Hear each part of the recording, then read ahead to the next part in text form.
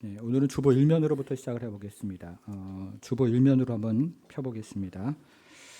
우리는 지금 제사장 교회라는 주제로 베드로전서 2장 1절부터 11절부터 3장 22절을 살펴보고 있는데요. 2장 11절부터 3장 7절까지는 세 가지 예를 들어서 제사장 교회가 무엇인지를 설명하는 것이고, 이제 오늘 본문 3장 8절부터 22절까지는 전체 내용을 다시 한번 정리하면서 제사장 교회에 대해서 지금 설명을 하고 있습니다. 그래서 오늘 본문은 제사장 교회의 부르심으로부터 시작을 해서 제사장 교회의 마지막 종착지로 끝을 맺습니다. 여러분 3장 9절을 한번 보겠습니다. 오늘 본문 3장 9절에서요. 부르심이라는 말을 한번 찾아보겠습니다. 부르심 찾았습니까? 예.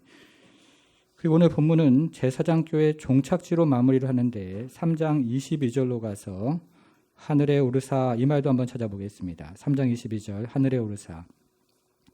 이렇게 오늘 본문은 제사장 교회의 부르심으로 시작을 해서 제사장 교회의 종착지로 마무리를 하는 것입니다. 여러분, 그러면 제사장 교회는 이 땅을 살아가는 동안에 어떻게 행동을 해야 되겠습니까? 크게 두 가지로 한번 생각을 해보겠습니다. 이제 주보 3면으로 가보겠습니다. 주보 3면으로 가서 첫째, 교회 안에서 선을 행하십시오. 교회 안에서 선을 행하십시오. 첫 번째 단락은 8절부터 12절인데 첫 번째 단락은 교회 안에서 선을 행하라는 권면입니다. 8절과 9절을 다시 한번 읽어보겠습니다. 8절 마지막으로 말하노니 너희가 다 마음을 같이하여 동정하며 형제를 사랑하며 불쌍히 여기며 겸손하며 9절 악을 악으로 욕을 욕으로 갚지 말고 도리어 복을 빌라. 이를 위하여 너희가 부르심을 받았으니 이는 복을 이어받게 하려 하심이라. 이것은 교회 안에서 선을 행하라는 권면입니다. 먼저 8절에 보니까 마음을 같이하여 동정하며 형제를 사랑하며 불쌍히 여기며 겸손하며 라고 이야기하는데, 여기서 마음을 같이하며 동정하며 형제를 사랑하며 불쌍히 여기며 라는 말은 성도가 성도를 향한 마음가짐을 말하는 것이고, 마지막 겸손이라는 말은 성도가 성도를 향한 태도를 지금 이야기를 하고 있는 것입니다. 여러분, 그러면 여기서 이야기하는 동정은 무엇일까요? 우리가 얼마 전 수요 예배에서 동정이 무엇인지에 대해서 설교 말씀을 통해서 들었습니다. 캘리포니아의 한 초등학교에 다니는 트래비스라는 이름을 가진 10살짜리 남학생이 뇌종양에 걸려서 7주 동안 병원에서 방사선 치료를 받았습니다. 그런데 이렇게 오랫동안 방사선 치료를 받다 보니까 이 아이의 머리카락이 모두 빠져버렸습니다. 이때부터 이 아이의 걱정이 시작이 되었습니다. 거리에서 사람들을 만나면 나를 놀리지는 않을까? 학교에서 친구들은 나를 어떻게 보고 있을까? 그리고 선생님은 나를 어떻게 생각을 하실까? 이 아이는 머릿속에 온통 걱정뿐이었던 것입니다. 그런데 학교에 등교를 해서 교실에 들어선 트래비스는 친구들을 보고 그만 깜짝 놀라게 되었습니다. 암과 싸우고 돌아온 트래비스에게 용기를 주기 위해서 가급한 친구들이 모두 삭발을 하고 그 자리에 앉아 있었던 것입니다. 이렇게 트래비스는 암과 싸우면서 머리카락을 잃었지만 그러나 그는 친구들을 얻었던 것입니다. 여러분, 이런 것이 바로 동정입니다. 어떤 목사님이 서울에서 청년 사역을 하고 있었습니다. 당시에 청년들이 머리에 노란 물을 들이고 찢어진 청바지를 입고 다니는 것이 유행이었는데, 이 목사님이 이런 청년들을 전도하기 위해서 미장원에 가서 머리에 노란 물을 들였습니다. 그리고 찢어진 청바지를 입고 농구장에 가서 청년들과 농구를 하기 시작했습니다. 이렇게 청년들의 마음을 얻으면서 복음을 전했던 것입니다. 여러분, 이런 것이 바로 동정인 것입니다.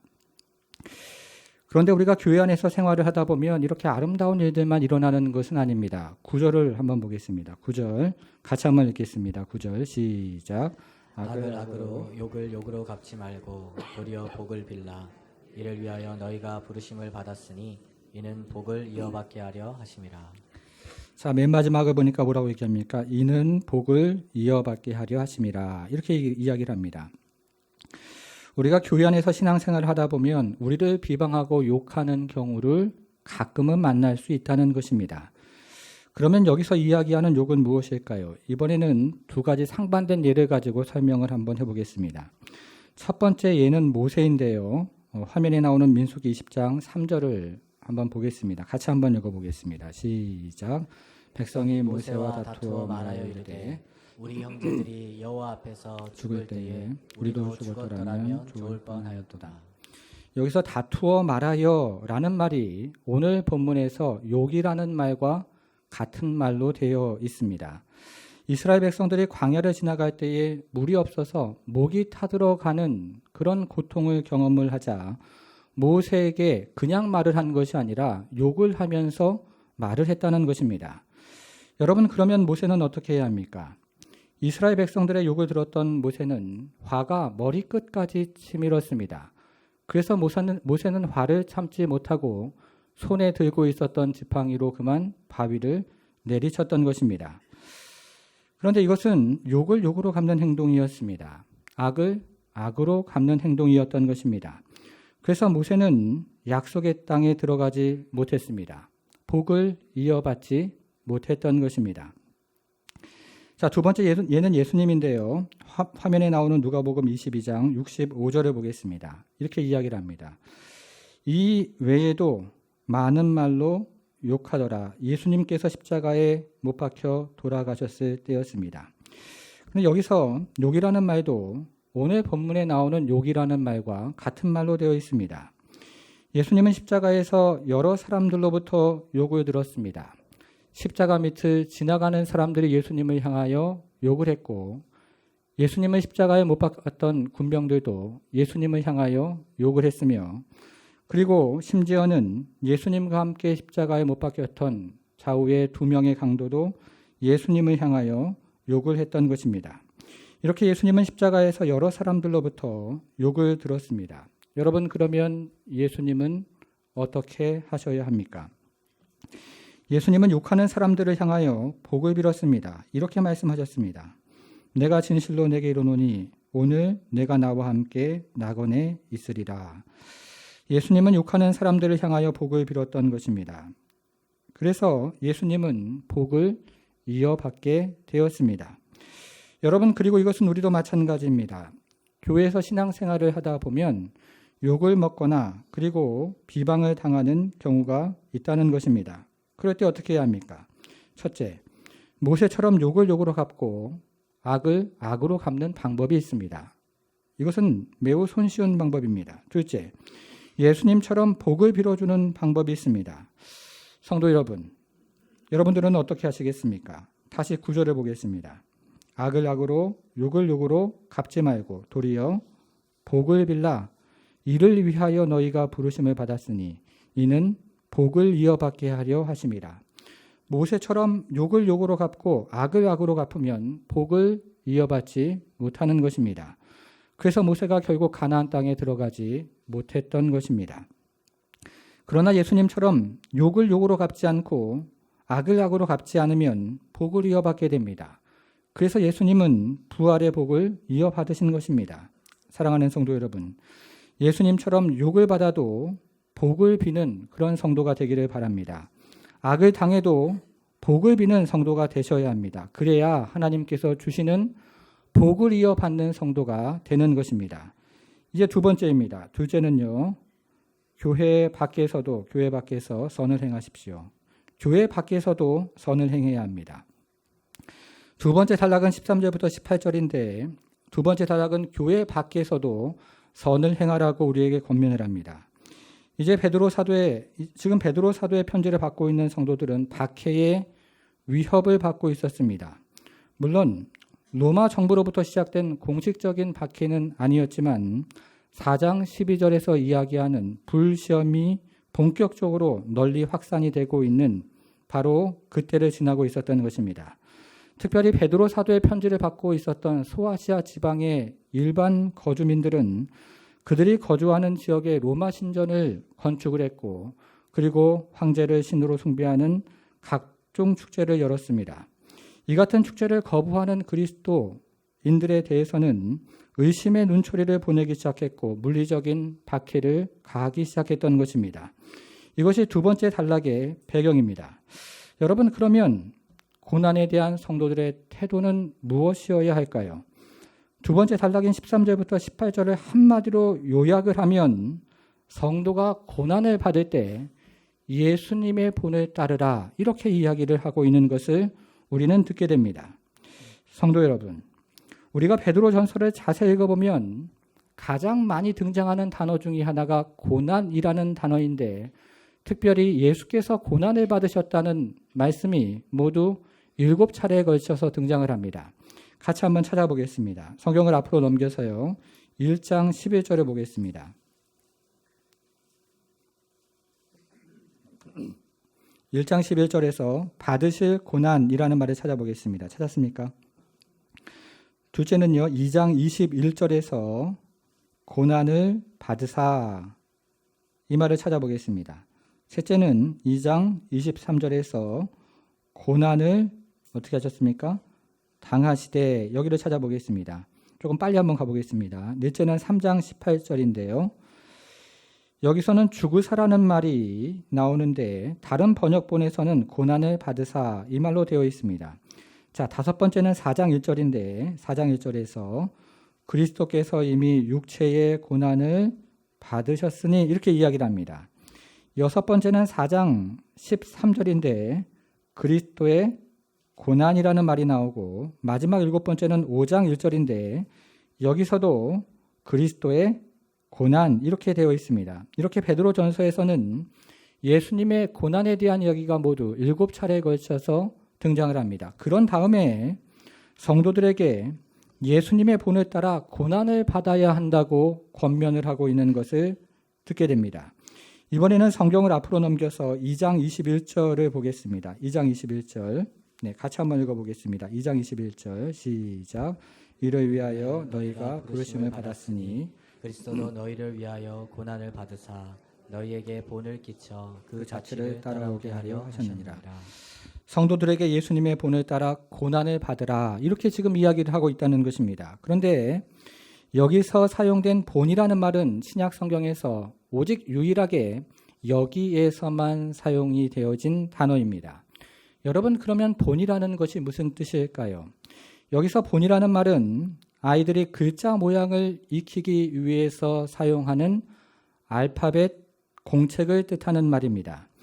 여러분, 우리가 초등학교 다닐 때요, 공책에다가 기억이라고 적혀 있으면 기억을 그대로 따로 적었고, 니은이라고 공책에 적혀 있으면 니은을 그대로 따라 적었던 기억이 있습니다.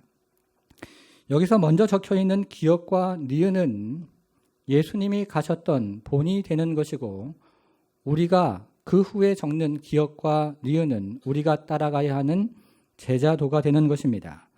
그래서 베드로전서에서는 성도들이 예수님의 본을 따라야 한다고 이야기하면서 성도들의 고난에 대한 말씀이 모두 9차례에 걸쳐서 등장을 합니다.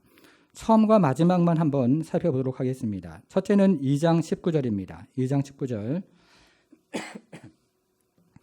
2장 19절에서 고난이라는 말을 한번 찾아보겠습니다. 찾았습니까? 부당하게 고난을 받아도. 자, 이렇게 쭉 계속해서 이야기를 하면서 마지막 9번째는 5장 10절로 가보겠습니다. 5장 10절. 5장 10절. 네, 뭐라고 되어 있습니까? 고난을 당한 너희 이렇게 되어 있습니다. 자, 이렇게 베드로전서에서는 성도들의 고난에 대한 말씀이 모두 9차례에 걸쳐서 등장을 하는 것을 보게 됩니다. 성도들에게 예수님의 본을 따라 고난을 받으라고 이야기하는 것입니다. 여러분, 그러나 이 고난은 우리에게 매력적이지도 않고 우리에게 꺼려지는 것이며, 그래서 우리는 고난을 받기를 원하는 사람이요, 우리 가운데 어디 있겠습니까? 그러면 성도들이 예수님의 본을 따라 고난을 받아야 한다 이렇게 말하는 이유가 무엇일까요? 이제 오늘 본문으로 돌아와서 3장 18절을 보겠습니다. 3장 18절. 자, 3장 18절도 같이 한번 읽어보겠습니다. 시작. 그리스도께서 단번에 죄를 위하여 죽으사 의인으로서 불의한 자를 대신하셨으니 이는 우리를 하나님 앞으로 인도하려 하심이라. 육체로는 죽임을 당하시고 영으로는 살리심을 받으셨으니. 예수님이 고난을 받는 이유는 뭐라고 되어 있습니까? 우리를 하나님 앞으로 인도하려 하심이라 이렇게 되어 있습니다. 예수님께서 고난을 받은 이유는 우리의 구원을 위해서 고난을 받으셨다고 지금 이야기를 하고 있는 것입니다. 그리고 이것은 우리도 마찬가지입니다. 여러분 성경을 앞으로 넘겨서 3장 1절을 보겠습니다. 3장 1절. 아내들아 이와 같이 자기 남편에게 어떻게 하라고요? 순종하라. 이는 혹 말씀을 순종하지 않는 자라도 말로 말미암지 않고 그 아내의 행실로 말미암아 어떻게 됩니까? 구원을 받게 하려 함이니 이렇게 얘기를 합니다. 먼저 예수를 믿지 않는 남편에게 순종하라고 이야기합니다. 여러분 그런데 이 순종이라는 윤리는 오늘날 현대사회가 추구하는 윤리와 매우 다른 윤리이기 때문에 오늘날을 살아가는 우리의 마음 가운데 크게 와닿지가 않습니다. 특히나 오늘날을 살아가는 아내들, 더군다나 젊은 아내들에게 남편에게 순종하라는 말씀은 매우 때로는 부당하게 들리는 말씀이기도 합니다. 제가 잠시 우스갯 이야기를 한번 해보겠습니다. 요즘은요, 아내들에게 맞는 남편이 그렇게 많다고 합니다. 그런데 아내들에게 맞는 이유가 나이대별로 다르다고 합니다. 먼저 20대 남편들은 아침에 일어나서 잠을 자고 있는 아내를 깨워서 밥을 챙겨달라고 하면 맞는다고 합니다. 30대는 외출하는 아내에게 어디 가냐고 물어보면 맞는다고 합니다. 40대는 외출하는 아내를 쳐다보기만 해도 맞는다고 합니다. 그리고 50대는 외출하는 아내에게 몇 시에 집에 돌아오냐고 물어보면 맞는다고 합니다. 그 60대에는 눈치 없이 여보 나 따라가도 돼? 이렇게 이야기를 하면 혼난다는 거예요. 그런데 70대가 넘으면 아침에 일어나서 눈을 뜨기만 해도 맞는다고 합니다. 그리고 80대가 되면 아무 이유 없이 맞는다고 합니다. 제가 강남에서 오랜 동안 사역을 해보니까요. 요즘은 남편들만 바람을 피우는 것이 아니고 아내들도 바람을 많이 피웁니다. 이런 시대를 살아가는 아내들에게, 특별히 젊은 아내들에게 남편들에게 순종하십시오 라고 이야기하는 것이 매우 부당하게 들릴 수 있다는 것입니다. 그런데 이 3장 1절은 전혀 타협 없이 예수를 믿지 않는 남편들에게도 순종하라 이렇게 지금 이야기를 하고 있다는 것입니다. 그 이유가 무엇입니까? 아내의 행실로 말미암아 남편이 구원을 받게 하려 함이니 라고 이야기를 한다는 것입니다.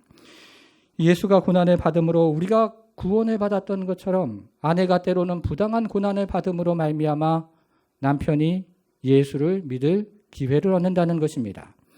예수가 고난을 받음으로 우리가 구원을 받았던 것처럼 우리가 때로는 부당한 고난을 받음으로 말미암아 우리의 가족들과 이웃이 구원을 받을 기회를 얻는다고 지금 이야기를 하고 있는 것입니다. 그래서 초대 교회의 교부였던 터툴리아는 교회의 피가 교회의 씨앗이 됩니다 라고 이야기를 했던 것입니다. 이것이 성도들이 예수의 본을 따라 고난을 받아야 하는 이유가 되는 것입니다. 성도 여러분, 고난을 복되게 여기시기를 바랍니다. 우리들이 당하는 부당한 고난은 때로는 다른 사람을 구원하는 씨앗과 같은 역할을 하기 때문에 우리는 때로 부당한 고난을 복되게 여겨야 하는 것입니다.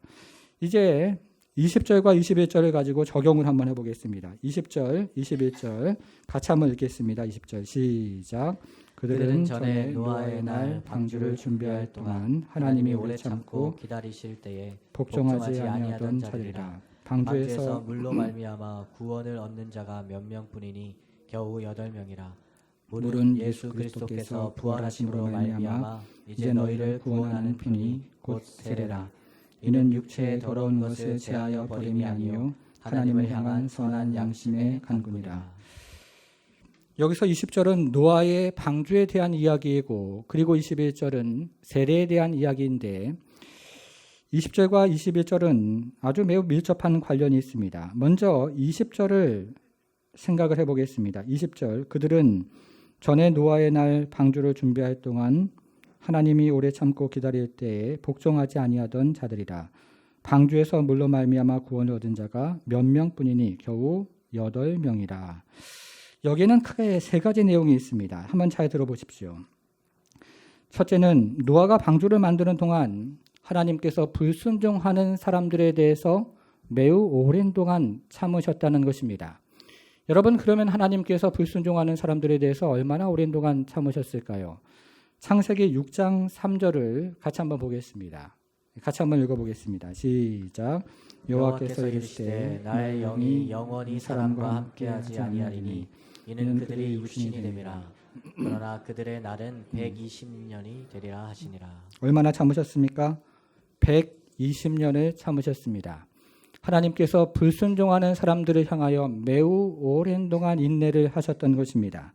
둘째는 노아의 방주에서 구원을 받은 사람들의 숫자가 매우 적었다고 20절은 이야기를 하고 있습니다. 노아의 방주에서 구원을 받은 사람은 노아 부부와 노아의 아들이었던 셈과 함과 야벳의 부부였기 때문에 20절은 모두 8명이 구원을 받았다고 이야기를 하고 있는 것입니다. 이렇게 노아의 방주에서 구원을 받은 사람들의 숫자는 매우 적었습니다. 셋째는 노아는 물로 말미암아 구원을 받았습니다. 온 세상이 물에 잠겨 있을 때 물이 노아의 방주를 뜨게 해서 노아의 방주를 안전한 목적지까지 인도했기 때문에 20절은 물로 말미암아 구원을 받았다고 이야기하는 것입니다. 이렇게 노아는 물로 말미암아 구원을 받았습니다. 여러분, 그러면 노아가 방주를 만드는 120년 동안 노아는 어떻게 살았을까요? 이제 21절을 읽어보겠습니다. 물은 예수 그리스도께서 부활하심으로 말미암아 이제 너희를 구원하는 편이 곧 세례라. 이는 육체의 더러운 것을 제하여 버림이 아니요 하나님을 향한 선한 양심의 간군이라. 20절은 노아의 방주에 대한 이야기고 21절은 세례에 대한 이야기인데 20절과 21절은 매우 긴밀하게 연결이 되어 있고 여기에는 세 가지 공통점이 있습니다. 잘 한번 들어보십시오. 첫 번째, 하나님은 노아 시대의 불신자들을 향하여 매우 오랜 동안 인내하셨던 것처럼 이제 하나님께서는 초대교회의 불신자들에 대하여 매우 오랜 동안 인내를 지금 하고 계신다는 것입니다. 그것을 베드로후서 3장 9절은 오래 참으사라는 말로 표현을 합니다. 둘째, 노아의 방주에서 구원을 받은 사람의 숫자가 매우 적었던 것처럼 초대교회 시대에 구원을 받은 사람들의 숫자가 매우 적었다는 것입니다. 그것을 베드로전서 1장 1절은 흩어진 나그네라는 말로 표현을 하고 있는 것입니다. 세 번째, 노아가 물로 구원을 받았던 것처럼 초대교회 성도들은 물로 세례를 받았습니다. 이것을 우리가 읽은 3장 21절은 물은 이제 너희를 구원하는 표니라는 말로 표현을 합니다. 이렇게 20절과 21절은 매우 긴밀하게 연결이 되면서 세 가지 공통점이 있다고 이야기를 합니다. 여러분, 그런데요, 20절과 21절을 직접 연결하는 단어가 무엇일까요? 20절에도 나오고 21절에도 나오는 단어가 무엇입니까? 예, 물이라는 단어가 나옵니다. 여러분, 20절에서요, 물이라는 말을 한번 찾아보겠습니다. 찾았습니까? 그리고 21절에서도 물이라는 말을 찾아보겠습니다. 노아가 물로 말미암아 구원을 받았던 것처럼 이제 신약을 살아가는 성도들은 물로 말미암아 세례를 받는다는 것입니다. 다시 한번 말을 해보겠습니다. 노아가 물로 말미암아 구원을 받았던 것처럼 이제 신약을 살아가는 성도들은 물로 말미암아 구원의 표가 되는 세례를 받는다고 지금 이야기를 하고 있는 것입니다. 여러분, 그래서 혹여나 세례를 아직 안 받으신 분이 계시다면 세례를 받으셔야 합니다. 세례는 구원의 표가 되기 때문에 세례를 받으셔야 하는 것입니다. 여러분, 그러면 세례는 무엇일까요? 21절을 다시 한번 보겠습니다. 21절 하반절에 보니까요.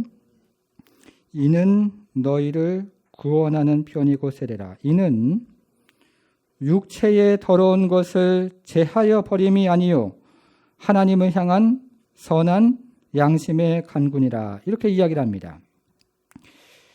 여러분, 이것은 굉장히 어려운 말인데요. 이것은 크게 두 가지를 이야기를 하고 있습니다. 첫째는 세례가 육체의 더러운 것을 제하여 버림이 아니요 라고 이야기하는데 여기서 중요한 말은 제하여 버린다는 말이 중요한 말입니다. 여러분, 이 구절을 다시 한번 보십시오. 이 구절은 이렇게 이야기하고 있지 않습니다. 육체에 더러운 것을 씻어버림이 아니요. 이렇게 이야기하고 있는 것이 아니고 오히려 육체에 더러운 것을 제하여 버림이 아니요. 이렇게 지금 이야기를 하고 있다는 것입니다. 그러면 제하여 버리는 것이 무엇일까요? 여기서 제한다는 말은 동물의 가죽을 제한다는 뜻인데 특별히 남성들이 할례를 받을 때 구약시대 때 표피를 제한다는 뜻을 가지고 있는 말이 여기서 제한다는 말입니다. 그러므로 세례는 표피를 제하는 것처럼 육체에 더러운 것을 단번에 제해 버린다는 것이 제하여 버리는 것이 아니라는 말씀입니다. 그래서 세례를 받는다고 해서 죄가 단번에 제해지는 것도 아니고 세례를 받는다고 해서 우리가 단번에 거룩을 완성하는 것도 아닌 것입니다. 그래서 세례에 대한 카톨릭의 교리는 잘못된 것입니다. 그러면 세례는 무엇일까요?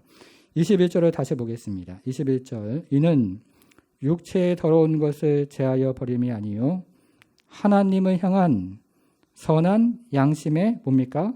간구니라 이렇게 되어 있습니다. 여러분 이 말도 매우 어려운 말인데요. 특별히 여기서 간구라는 말이 매우 어려운 말입니다. 여기서 간구라는 말은 크게 두 가지로 해석이 되는데 이것도 잘 한번 들어보시기를 바랍니다. 첫째, 오늘 본문처럼 간구로 그대로 해석을 하는 것입니다. 그러면 이렇게 이해가 됩니다. 세례는 하나님을 향하여 선한 양심을 달라는 간구, 기도입니다. 이렇게 해석이 가능한 것입니다. 우리가 세례를 받을 때 하나님을 향하여 선한 양심을 달라고 기도하는 것, 간구하는 것, 그것을 바로 지금 오늘 본문은 이야기를 하고 있는 것입니다. 두 번째 해석은 간구라는 말을 서약으로 해석을 하는 것입니다. 그러면 이렇게 이해가 됩니다. 세례는 하나님을 향하여 선한 양심을 가지고 살겠다고 서약하는 것입니다. 이렇게 이해가 되는 것입니다. 그래서 우리가 세례를 받을 때 하나님 아버지 지금부터 저는 옛사람을 벗어버리고 하나님을 향하여 선한 양심을 가지고 살기로 결심합니다. 이렇게 서약을 한다는 것입니다. 여러분 그러면 여기서 이야기하는 세례는 간구일까요? 아니면 서약일까요? 당시 초대교회 세례는 모두 침례였습니다. 침례라는 것은 물속에 완전히 들어갔다가 물 밖으로 나오는 것을 뜻하는 것입니다. 그런데 물속에 들어가기 전에 이전에 입고 있었던 옷을 초대교회에서는 완전히 벗었는데 이것은 옛사람과의 단절을 서약하는 것입니다. 그리고는 물속에 들어갔다가 물 밖에 나와서 새로운 옷으로 갈아입었는데 이것은 지금부터 예수 그리스도 안에서 새로운 생명, 새로운 인생을 살아가겠다고 서약을 하는 것입니다. 그러므로 오늘 본문에서 이야기하는 세례는 서약을 뜻하는 것입니다. 이제부터는 하나님을 향하여 새로운 마음으로, 새로운 인생으로, 그리고 선한 양심을 가지고 살겠습니다. 이렇게 서약을 하는 것입니다. 이렇게 이해를 하면 세례에 대한 의미가 180도 달라지는데요. 세례는 평생토록 하나님 앞에서 선한 양심을 가지고 살겠다고 서원을 하는 것이 바로 세례의 진정한 의미라는 것입니다. 그리고 이것은 노아에 대한 이야기로 20절의 이야기로 연결이 됩니다. 여러분, 노아가 방주를 만드는 동안 이 세상은 죄악으로 너무나 가득 차게 되었습니다. 그래서 하나님께서는 모든 사람들을 멸하기로 결심을 하셨고 그리고 노아와 노아의 가족들을 통해서 새로운 세상을 시작하기로 작정을 하셨습니다. 그런데 하나님께서 불순종하는 사람들을 매우 오랜 동안 기다리셨는데 그 기간이 무려 120년이나 되었습니다. 이때 불순종하는 사람들이 노아에게 이렇게 물었습니다. 어이 늙은이, 이 방주는 무엇에 쓰는 물건인고?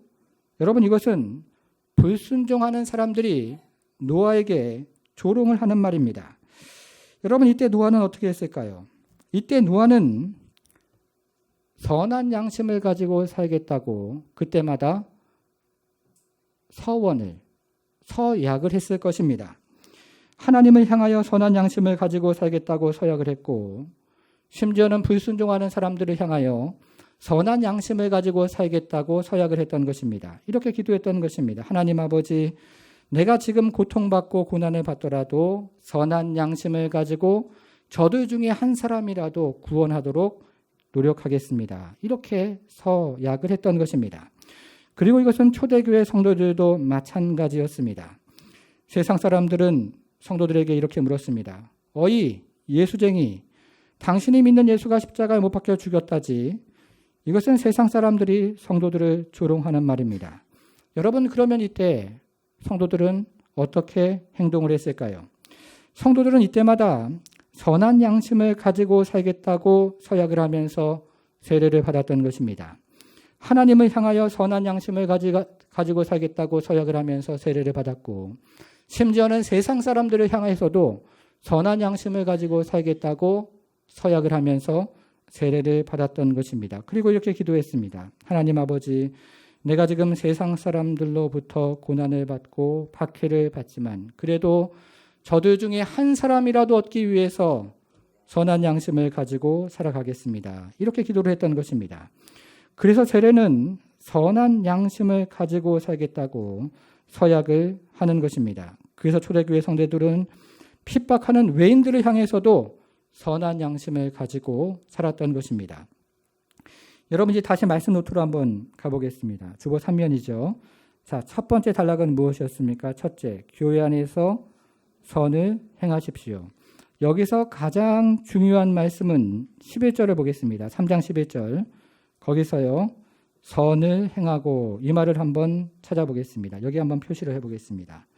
그리고 두 번째 단락은 교회 밖에서 선을 행하십시오인데, 여기서 가장 중요한 말씀은 16절을 보겠습니다. 16절에서 선한 양심을 가지라. 여기에도 표시를 한번 해보겠습니다. 교회 밖에서나 교회 안에서 선을 행하라는 것입니다. 여러분, 그러면 선한 양심을 가지고 살아가는 것이 구체적으로 무엇일까요? 이제 정리를 하면서 구절 한 절을 가지고 요약을 한번 해보겠습니다. 9절. 악을 악으로, 욕을 욕으로 갚지 말고 도리어 복을 빌라. 이를 위하여 너희가 부르심을 받았으니 이는 복을 이어받게 하려 하심이라. 여러분, 구절을 우리가 같이 한번 다시 읽어보겠습니다. 같이 읽겠습니다. 시작. 악을 악으로.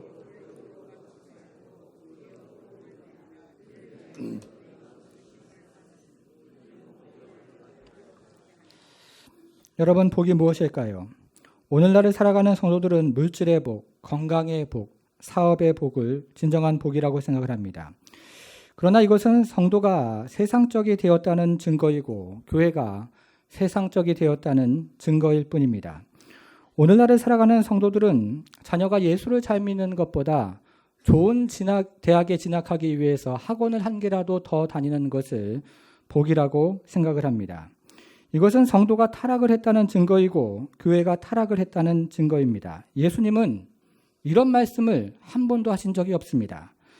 예수님은 너무나 가난해서 하나님을 의지할 수밖에 없는 사람들을 복되다고 말씀하셨고, 예수님은 너무나 마음이 찢어져서 예수님의 말씀을 의지할 수밖에 없는 사람들을 복되다고 말씀하셨으며, 그리고 예수님은 너무나 고난이 많아서, 인생에 너무나 고난이 많아서 하나님 앞에 나아가서 기도할 수밖에 없는 그런 사람들을 복되다고 말씀을 하셨던 것입니다. 성도 여러분, 여러분 중에 혹 고난을 받는 분이 계십니까? 14절을 한번 보겠습니다. 3장 14절. 14절에서요. 고난을 받으면, 이 말을 찾아보겠습니다. 찾았습니까? 고난을 받으면 뭐가 있습니까? 복이 있는 자니. 너무나 고난이 많아서 말씀을 붙잡을 수밖에 없는 사람들을 복되다고 말씀하시는 것이고, 너무나 고난이 많아서 기도의 자리로 나올 수밖에 없는 사람들을 예수님은 지금 복되다고 말씀을 하고 계신다는 것입니다. 그리고 욕을 욕으로 갚지 않아서 고난을 받는 사람들, 악을 악으로 갚지 않기 때문에 고난을 받는 사람들, 바로 이 사람들을 향하여 예수님은 복되다라고 말씀을 하고 계시는 것입니다. 이런 사람이 복된 사람인 줄 믿는 것입니다. 여러분, 이런 의미에서 손양원 목사님은 매우 복된 사람이었습니다. 손양원 목사님이 아들을 죽인 안재선을 양아들을 삼겠다고 말을 했을 때 딸이 심하게 반대를 하자 이 목사님께서 이렇게 설득을 하셨습니다. 동희야, 내 말을 잘 들어봐라. 내가 무엇 때문에 5년 동안이나 너희들을 고생시켜 가면서 감옥을 견뎌냈겠니? 하나님의 계명을 지키기 위함이 아니었니? 그런데 그 학생이 안 잡혔으면 모르겠지만 일단 잡힌 이상 모른 채 할 수가 없구나. 1계명과 2계명이 하나님의 명령이라면 원수를 사랑하는 말씀도 똑같은 하나님의 명령인데 내 어찌 그 명령은 순종하면서 이 명령은 순종하지 않을 수가 있겠니? 원수를 사랑하라는 명령에 순종하지 않으면 과거 5년간의 감옥살이가 모두 헛수고요. 너희를 고생시킨 것도 헛고생이 되지 않겠니? 내가 여기까지 와서 넘어질 수는 없단다. 그러니 동희야, 가만히 생각해 보아라. 그 학생을 죽여서 우리에게 무슨 이득이 되겠느냐? 그가 죽는다고 오빠들이 살아 돌아오겠느냐? 그가 그를 살리고 그의 영혼을 구한다면 하나님의 명령에 순종할 뿐만 아니라 한 인간의 타락한 영혼을 구제하는 보람도 느낄 수 있지 않겠느냐? 고륙산자는 민족의 비극인데 국가의 참사인데 이 민족이 이래 죽고 저래 죽으면 누가 남겠느냐? 두 오빠는 천국 갔으니 두 오빠를 죽인 자는 지옥 갈 것이 분명한데 내 전도하는 자로서 지옥 가는 그를 보고만 있으란 말이냐? 이렇게 손양관 목사님은 마지막까지 복음을 전하다가 순교를 하셨습니다. 성도 여러분, 교회가 무엇일까요? 그리고 예수 믿는 것이 무엇입니까? 예수가 고난을 받았던 것처럼 우리도 예수의 본을 따라 고난을 받는 것입니다. 예수가 선한 영심을 가지고 살았던 것처럼 우리도 예수의 본을 따라 선한 양심을 가지고 살아가는 것입니다. 예수가 악을 악으로 갚지 않고 욕을 욕으로 갚지 않았던 것처럼 우리도 예수의 본을 따라 악을 악으로 갚지 않고 욕을 욕으로 갚지 않는 것입니다. 여러분, 그래야 남편이 구원받을 기회가 생기는 것이고 아내가 구원받을 기회가 생기는 것입니다. 그래야 자녀가 구원받을 기회가 생기는 것이고 이웃이 구원받을 기회가 생기는 것입니다. 사랑하는 성도 여러분, 언제까지 두 주인을 섬기겠습니까? 언제까지 하나님과 세상을 동시에 섬기겠습니까? 언제까지 성령의 소욕과 육체의 소욕 사이에 갈등을 하며 살아가시겠습니까? 사랑하는 성도 여러분, 예수를 따라가는 성도가 되기를 바랍니다. 자기를 부인하고 십자가를 지고 예수를 따라가는 성도가 되기를 바랍니다. 그래서 우리 인생 마지막 날까지 예수의 손을 잡고 예수의 가는 길을 따라가며 어린 양이 어디로 가든지 그 어린 양을 따라가며 그 어린 양 앞에 찬양하고 찬송하며 영광을 돌리는 모든 성도가 되기를 주님의 이름으로 축복합니다.